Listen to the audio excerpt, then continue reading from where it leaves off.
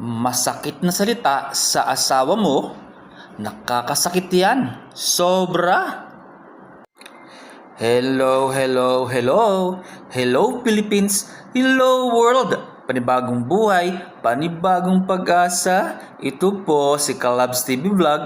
Nasa inyo'y bumabati. Chawut! Huy, huy, huy. Aray ko. Yan ang paksa natin sa araw na ito.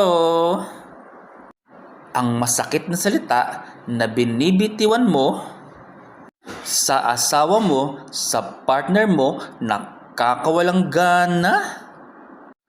Kasi mabuti pa ang sugat, humihilom. Pero ang salitang nakakasakit, naiiwan. Huy, huy, huy, aray ko. Kasi po, ang pasa pwedeng mawala. Ang hiwa pwedeng magsara. Pero ang salitang binitiwan mo sa taong mahal mo, kapag tumama, hindi basta-basta nawawala. Lalo na kapag galing sa taong dapat nagbibigay ng pagmamahal, ng comfort. Hindi sugat na sa asawang dapat kakampi, sa magulang na dapat sandalan, sa partner na dapat pahingahan. Kaya huwag niyang maliitin ang sakit na dala ng bibig. Kasi may mga taong matagal ng tahimik.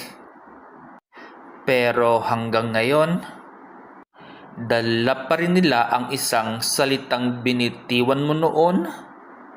Kasi ang delikado, kapag ang isang tao sanay manakit kapag galit, tapos pagkatapos parang wala lang, parang normal lang.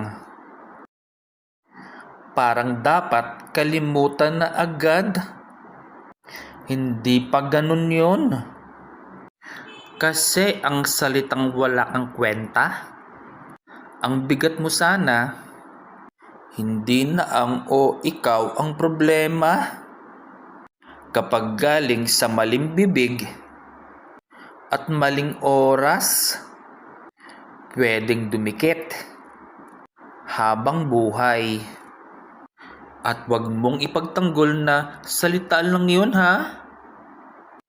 Kasi ang maraming tao ang hindi sinira ng suntok. Aray ko. Sinira sila ng paulit-ulit na pananakit. At ito ang masakit, ha? Yung mga taong nasasaktan sa salita, pwedeng makisama ulit at ngumiti ulit. Pero hindi ibig sabihin gumaling na. Kasi may mga sugat na hindi nakikita, pero araw-araw bit-bit pa rin.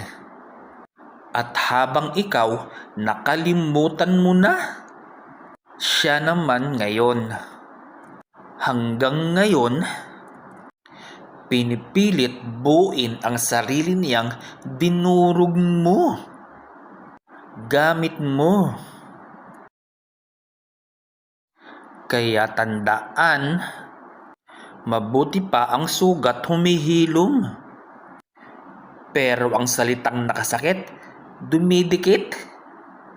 Kaya bago ka magsalita, kapag galit ka, mag-isip ka muna. Kasi ang sugat sa balat pwedeng mawala.